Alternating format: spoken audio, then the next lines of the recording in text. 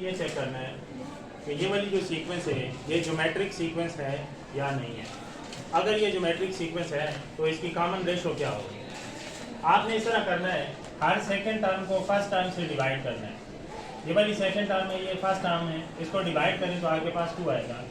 फिर ये third term है, ये सेकंड टर्म है, इनको डिवाइड करें तो आपके पास यहाँ पे 3/2 से 1/1.5 आएगा। यानी आपने नेक्स्ट टर्म से उससे पहले वाली टर्म को डिवाइड करना है सबको। अगर यहाँ पे ये वाली रेशो सेम आ गई, ये वाला जो आंसर होगा इनको डिवाइड करने से सेम आ गया, तो ये वाली ज्योमेट्रिक सीक्वेंस होगी, नहीं तो नहीं होगी। आप इसको देखें, यहाँ पे आप ये कह सकते हैं कि ये ज्योमेट्रिक सीक्वेंस नहीं है, क्योंकि किसी एक का भी आंसर बराबर ना आया तो आपने बताना है कि वो ज्योमेट्रिक सीक्वेंस नहीं है। यहाँ पे आप देखते हैं नॉट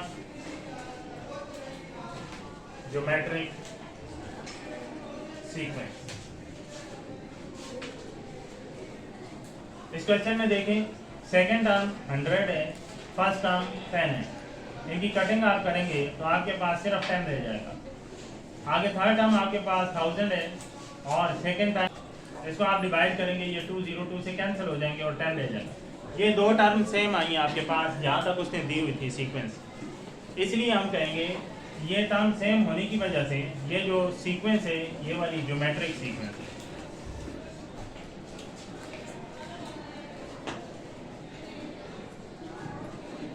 और इसकी कॉमन रेशो r जो है, ये जो आंसर बार बार आएगा ना यहाँ पे, अगर ये सेम हुआ तो ये आंसर कॉमन रेशो इसका होगा 10। इसी क्वेश्चन के 5th पार्ट में ये वाला क्वेश्चन है, चेक करना है कि ये ज्योमेट्रिक सीक्वेंस है या नहीं है। तो आपने सेकंड टर्म लिखनी है और उसको फर्स्ट वाली से डिवाइड कर देना है। 6 3 18, आंसर 3 आया। फिर नेक्स्ट में आपने थर्ड टर्म लिखनी है, आगे वाली टर्म लिख के उससे पहले वाली जो टर्म है उसके साथ आप उसको डिवाइड करेंगे। तो यहाँ पे ये दोनों एक ही टेबल से काटे हैं, तो ये आपके पास यहाँ पे 4/3 आ रहा है। ये दो टर्म सेम नहीं आई हैं, इसलिए हम कहेंगे ये ज्योमेट्रिक सीक्वेंस नहीं है। यहाँ भी चेक करते हैं, फर्स्ट टर्म आपके पास ये सेकंड है, सेकंड वाली लिखी और फर्स्ट वाली से डिवाइड की तो आपके पास 1 आया। नेक्स्ट थर्ड वाली टर्म लिखें और उससे पहले वाली से आप डिवाइड करें तो आपके पास 0 आएगा। ये टर्म सेम नहीं आई है। जब टर्म सेम नहीं आएंगी तो हम कहेंगे ये is not a geometric sequence. Question number 2 में आप देखें, आपसे कहा गया है कि इस सीक्वेंस की आपने जर्नल टर्म फाइंड करनी है। ये सीक्वेंस लिखी हुई है, इसको जर्नल फॉर्म में लिखना है, एक फार्मूला सा बना के देना है। हमारे पास वो जर्नल टर्म होती है, तो आप उसके लिए सबसे पहले A1 फाइंड करते हैं। A1 हमारे पास ये फर्स्ट टर्म होती है। उसके बाद हमने R फाइंड करना होता है। R फाइंड करने के लिए आपने सेकंड टर्म को फर्स्ट टर्म से डिवाइड करना होता है। तो यहाँ पे R आपके पास 4 आ जाएगा। अब देखिए उसने बोला हुआ है कि ये सीक्वेंस है, इसलिए हम और R नहीं चेक करेंगे तो यहाँ भी 4 आता है, यहाँ भी 4 आता है। हमने वो नहीं चेक करना, क्योंकि उसने क्वेश्चन में बोल दिया है कि ये सीक्वेंस है। यहाँ से हमने A1 भी फाइंड कर लिया, R भी फाइंड कर लिया। अब जर्नल टर्म का हमारे पास फार्मूला होता है यहाँ पे n = A1 r⁻n-1, ये फार्मूला होता है। यहाँ पे हमारे पास n की कोई वैल्यू नहीं है, यानी कि हमें टर्म का नंबर नहीं बताया हुआ कितने नंबर वाली टर्म फाइंड करना है। सिंपल आपने an को इसी तरह लिख लेना है, जिसमें लास्ट टर्म बताई हो वो an होता है। लास्ट टर्म जो भी होगी वो an होगी। यहाँ पे A1 हमारे पास 1 है, R की जगह हमारे पास यहाँ पे 4 है। आपने इसे मल्टीप्लाई में लिखना है, डॉट लगा लेंगे मल्टीप्लाई, और इसके ऊपर R के ऊपर n-1 है तो 4 के ऊपर n-1 आ जाएगा। n = 1 जिस चीज़ से मल्टीप्लाई होता है खुद खत्म हो जाता है 1 ही, n-1। ये जो टर्म आई है आपके पास, ये nth टर्म है इस सीक्वेंस की, या जनरल टर्म है इस सीक्वेंस। यहाँ पर आप देखें ये जो इसका आंसर आया है इसके अंदर n है। अगर हम n को रखें 1 2 3 4 तो आपके पास वापस यही सीक्वेंस आ जाएगी। n की जगह अगर आप 1 रखें 1 - 1 0 होता है, 4 की पावर 0 1 बन जाएगा। n की जगह 2 रखें 2 - 1 आपके पास 1 आएगा, 4 पावर 1 4 होता है। तो आपको ये वाली टर्म दोबारा मिल जाएगी। ये सीक्वेंस और ये इसका आंसर, ये दोनों एक ही चीज़ है, ये आपस में इक्वल है। अगर n की जगह आप वैल्यू रखते रहें तो ये सीक्वेंस आपको ऑब्टेन हो जाती है दोबारा। क्वेश्चन नंबर 2 में आपके पास थर्ड पार्ट में आपने यही फाइंड करना है कि ये जो सीक्वेंस लिखी हुई है इसका आपने जर्नल फार्मूला बनाना है जनरल सीक्वेंस में लिखना है, जनरल टर्म में लिखना है, आपको उसके लिए सबसे पहले A1 चाहिए होता है। ये जो पहले वाली टर्म होती है ये A1 होती है। फिर उसके बाद आपको R चाहिए होता है। R के लिए आप इस सेकेंड वाली को फर्स्ट से डिवाइड करते हैं, 45 डिवाइडेड बाई 50, तो आपके पास यहाँ पे ये कटिंग हो जाएगी और आपके पास 3 आएगा। आपके पास A1 और R जब आ जाए तो उसके बाद आपने फार्मूला लिखना होता है। फार्मूला आपके पास है An equal to A1 R power n minus 1। an आप इसी तरह लिख लें क्योंकि हमारे पास लास्ट टर्म नहीं है। अगर लास्ट टर्म होती तो वो an होती, वो हमने छोड़ दी। A1 फर्स्ट टर्म है, फर्स्ट टर्म है हमारे पास 15, R की जगह हमारे पास 3 आया हुआ है, इसको आप लिख लें 3 और ऊपर n माइनस 1 इसी तरह लिखें। क्वेश्चन में देखें, यहाँ भी आपने ये चेक करना है कि ये सीक्वेंस जो है उसने बोल दिया कि ये ज्योमेट्रिक सीक्वेंस है, आपने इसका जनरल फार्मूला बनाना है n टर्म का। उसके लिए हमें A1 चाहिए होता है। A1 आपके पास 200 है, R चाहिए होता है आपको।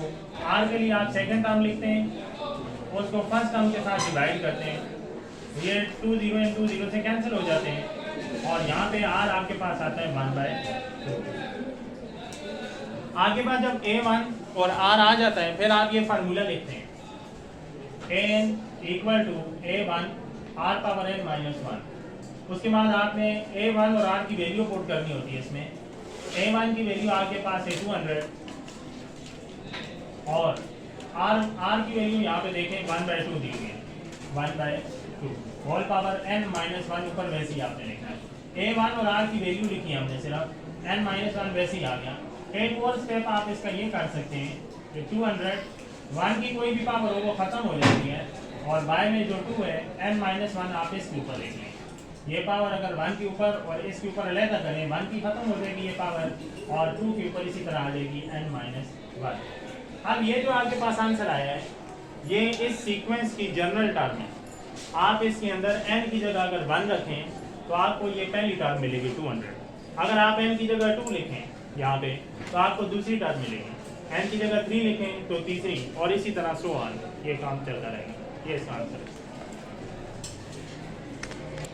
क्वेश्चन नंबर 3 का फर्स्ट पार्ट है, उसने यहाँ पे आपसे कहा हुआ है कि आप ये जनरल सीक्वेंस है आपके पास, आपने इसकी फर्स्ट 4 टर्म फाइंड करनी है। इसका मतलब है ये जो n है हमारे पास, इसकी जगह हमने 1 2 3 4 बारी बारी ये वाली 4 नंबर लगाने, क्योंकि क्वेश्चन में कहा गया है कि आपने 4 टर्म फाइंड करनी है।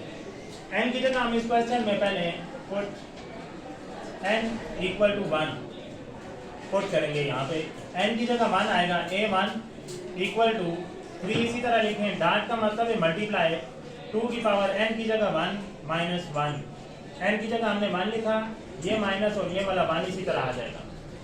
अब आपने A1 इसी तरह लिखना है, 3 डॉट ये 2 है, इसकी पावर 1 माइनस 1 0 आएगी और याद रखें जिस भी टर्म की पावर 0 आती है वो 1 की इक्वल होता है, आप उसको 1 की इक्वल रखें। A1 इक्वल टू 3.1, 3 मल्टीप्लाई 1 है, ये पॉइंट को मल्टीप्लाई कंसिडर करें आप, तो 3 1 आर 3, यहाँ पे 2 की पावर 0 थी, इसकी जगह 1 लगा, फिर इस 1 को 3 से मल्टीप्लाई किया तो आपके पास A1 I 3।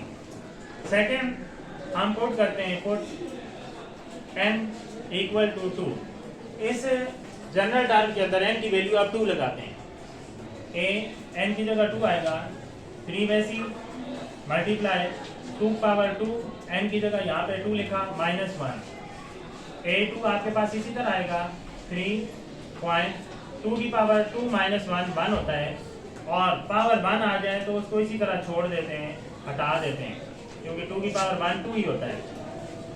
A2 equal to 3 2 are 6, ये सेकेंड टर्म हमें मिल गई। अब उसने ये जो दिया है फार्मूला, ये सीक्वेंस का फार्मूला है, जनरल टर्म है, इसमें n की वैल्यू यूज करके हम सीक्वेंस फाइंड करेंगे।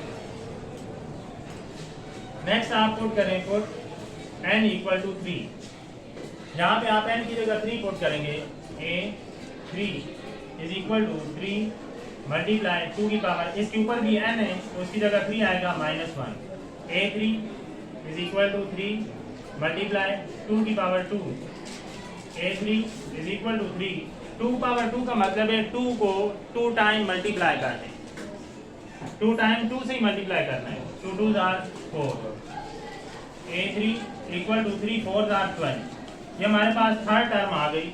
नेक्स्ट लास्ट टर्म में 4 हमने पुट करना है। पुट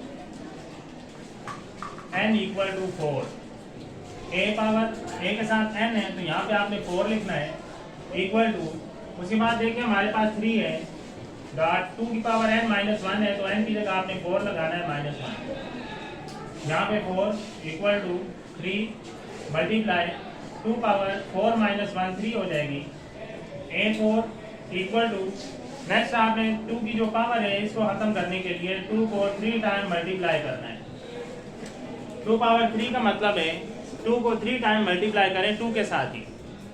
यहाँ पे a4 इक्वल टू, अब इन सबको आप मल्टीप्लाई करें, 3 2 आर 6, 6 2 आर 12 और 12 2 आर 24। आपके पास देखें यहाँ पे इसको यूज करते हुए 1 2 3 4 हमने इसमें वैल्यू पुट की है, इनकी जगह 1 2 3 4 और आपको ये वाली 4 टर्म मिली है, 3 6 12 और 24। ये पहले वाली टर्म है, 1 का मतलब पहले वाली टर्म, तो सीक्वेंस ये होगी 3 पहले वाली टर्म, सेकेंड वाली टर्म क्या है 6, थर्ड वाली टर्म आपके पास है 12 और फोर्थ वाली टर्म है आपके पास 24 एंड सो ऑन। हमने इस जनरल टर्म को यूज किया और इसको यूज करते हुए सीक्वेंस फाइंड कर ली। ये इसका आंसर है।